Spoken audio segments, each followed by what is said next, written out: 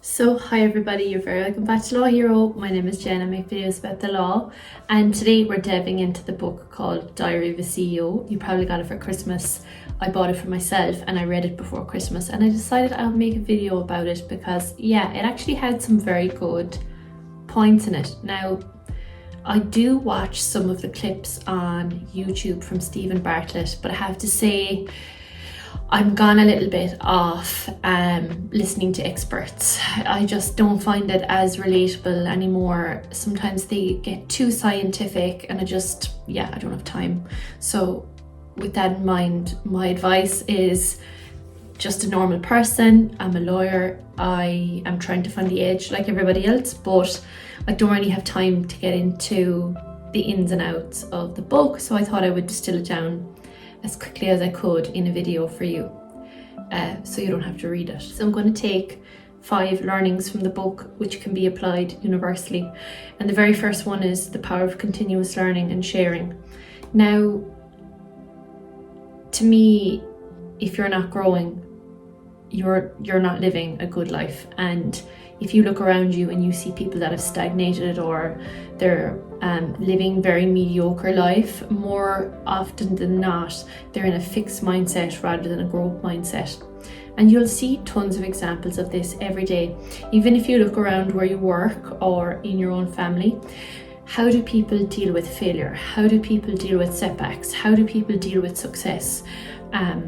Do they get overconfident from success, or do they get completely knocked down by failure? And I would say in my own life, I was somebody who very competitive, but I would have been quite upset. I'm laughing because there's an example of me crying in the boot of a car when I met my other half, and he was like, oh my god, this girl is not able to deal with failure. And I wasn't. I had to teach myself how to deal with failure because I was used to winning all the time. And when you're used to winning all the time and you start to lose, oh my god, your ego is on display for everybody, and you have to learn how to manage it. And how I learned to manage it was I started to see failures as part and parcel of success. And that really is it. It's like a quote from Nelson Mandela, which is I never lose. I either win or I learn. And I like that one. So in the book, Stephen Bartlett, he looks at the most influential figures from modern thought leaders like James Clear and Simon Sinek, and then he actually goes back to Aristotle, and all these people basically adhere to the same principle, which is they've mastered the art of not just acquiring knowledge, but also distilling it into accessible forms and generously decimating it. The cycle of learning and teaching is pivotal for personal mastery and creating an impact. So what this means to me is that you shouldn't hoard your knowledge. I was actually talking in a podcast last week, and I said one of the biggest things you can do in your life is be an aggregator of knowledge, and that's what I do on this channel. I get knowledge and then I share it. Anybody who keeps knowledge to themselves is going to fail their entire life, because the only way you can get better as a person is to share your knowledge with other people and have other people share their knowledge with you. This is because we rely on each other for information, and species who rely on each other and adapt to each other's knowledge, they survive. If you keep all your information to yourself and look inward, you essentially die from a knowledge perspective. Knowledge is sharing, knowledge is giving, and knowledge is assimilating what you have and making the world a better place. And this is one of the tenets of success. So by consistently engaging with new ideas, refining our understanding, sharing insights, we not only enhance our own expertise, but also contribute to the collective wisdom of our communities. So a lot of the time when people are starting off like a YouTube channel, or their mentors, people will say to them, well, you're not making any money, or you're not gaining economically from sharing your knowledge. But what people fail to understand is that the person giving the knowledge is also getting better all the time, because they're honing their craft, they're distilling ideas, they're coming to new insights every time. So if you ever study hermeneutics, which is the study of communication, one of the leaders of hermeneutics was Gadamer, and he said that every time we enter into dialogue, every time we enter into conversation, we reach a new truth or Wahrheit. And it's true, even when you converse with yourself, you come to a new realization, and it's that insight, it's that ability to question and ask the right questions, come up with the right answers. That's where human development comes from. So do not underestimate getting knowledge and giving knowledge back, I think is the message there. Okay, so the second one is transforming communication in disagreements. As a lawyer, this is one of my favorite ones, because I can be cantankerous. I can take an opposite position, not just for the sake of it, but sometimes because I genuinely believe what's being said or done isn't ideal. You see, for example, with the referendum at the moment, there is a lot of disagreement with Palestine and Israel and the Gaza Strip. There's a lot of disagreement, and disagreement is actually quite a healthy thing, because it can lead us to some new insights, especially if we are trying to understand the opinion of the other side. So the book emphasizes the importance of starting discussions from a place of agreement rather than confrontation. And this is really useful in business, I have found, when it comes to negotiating. So when I'm trying to get someone to change in business, or I'm trying to implement a new strategy or something in the workplace, what I always do is, when I'm having a meeting with somebody, I say, what do we agree on? What are we in consensus about? And that really helps to get everybody on the same page, because then you can see that you're actually not opposing forces, you're working towards a common outcome. It's such a handy way of dealing with confrontation, and it really helps well in interpersonal relationships, because sometimes you can be at odds with somebody, but actually what's wrong is how you're communicating, not what you're communicating about. So up front, seeing what you agree on is such a handy way to manage disagreement. The strategy grounded in neuroscience opens the door to more constructive dialogue and potential for consensus. By focusing on a common ground, we lower defenses, make it easier to introduce new perspective and to facilitate understanding. And it's really, really handy in today's world, which is just so polarized when it comes to opinion.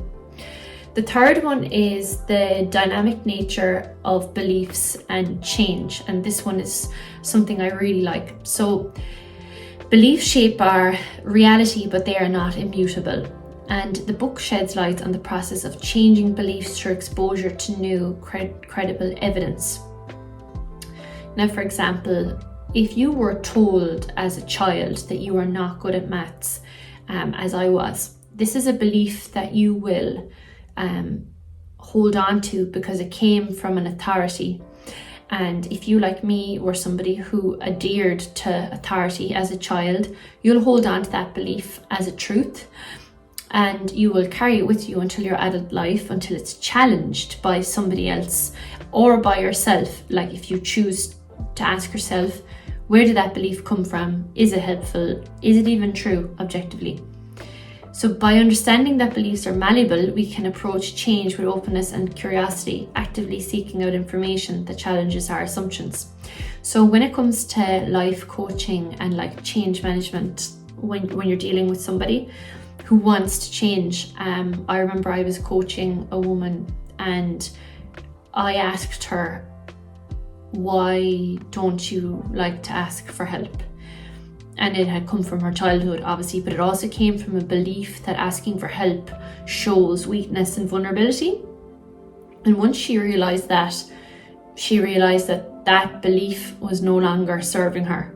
it was served her up to a certain point because, she had gained a certain amount of credibility in her position, but there came a time where she had to delegate, or she had to look to someone higher up in the management chain for assistance, and she felt like she couldn't because she didn't want to be seen as a phony. So yeah, it's really, really interesting where beliefs come from. Like in sport, limiting beliefs, there's like a whole sports psychology around limiting beliefs. Like if you think about it, before Roger Bannister ran the 4-minute mile, there was a lot of belief that just couldn't be done by a human being. So yeah, it is interesting to catalogue your beliefs. It is interesting to analyse where they come from in your childhood, and then it is interesting to ask yourself, is the belief objectively true and serving you in your adult life?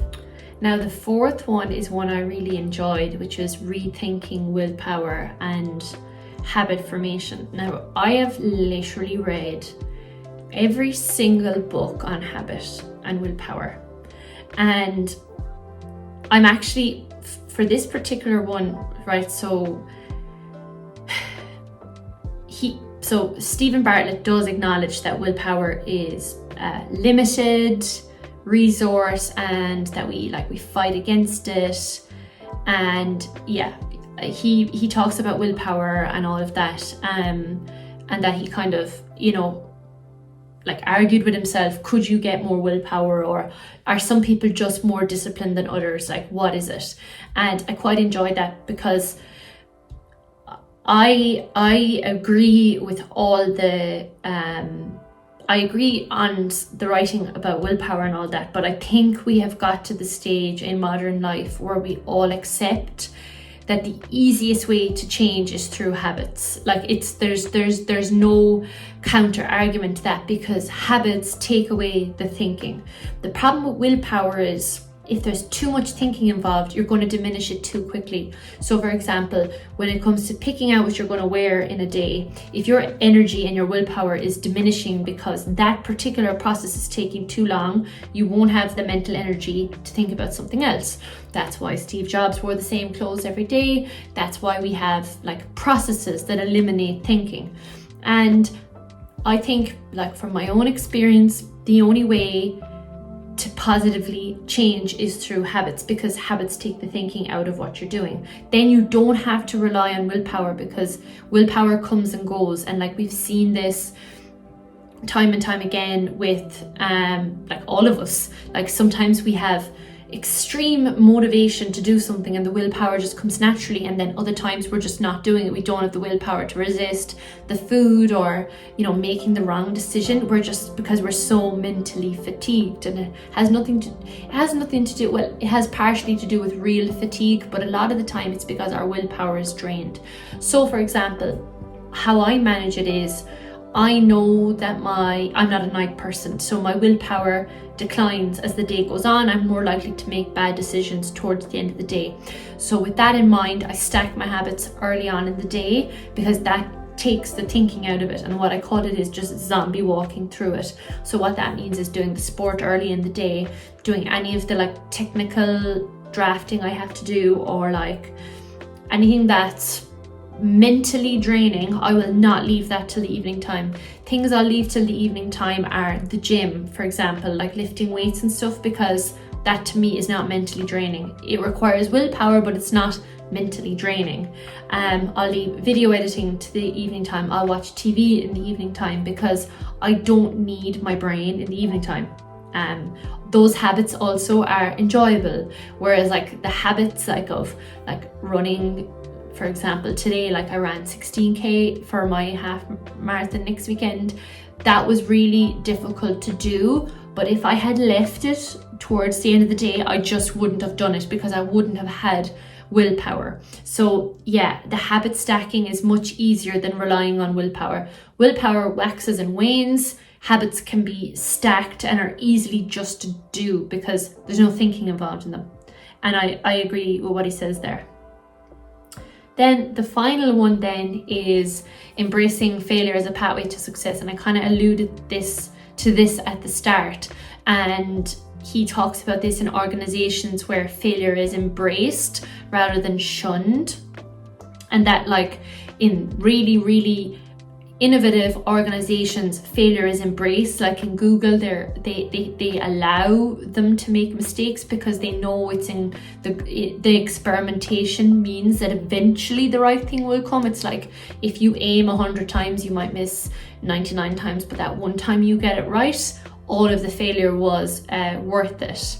So the other thing as well is that if you fail a lot, you become more resilient because, yeah, I mean, if you're used to like things going wrong, it means you're able to bounce back. So there is an upside to failure as well. But it's just in modern life, especially with social media, failure is covered up, the effort is covered up, and that gives people a distorted view on reality. That moves us away from acknowledging failure. But what he's saying is that if you are open to failure and you have like a mindset that you can only learn from it, this is what will give you long-term success. And I totally agree with that. Anyway, I thought the book was really profound.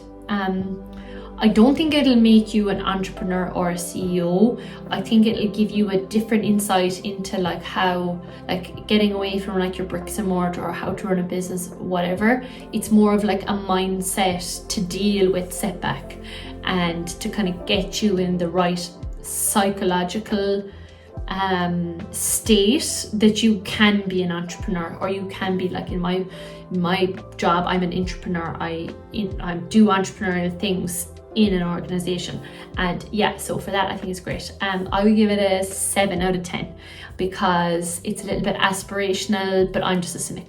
Anyway, I'll see you in the next one.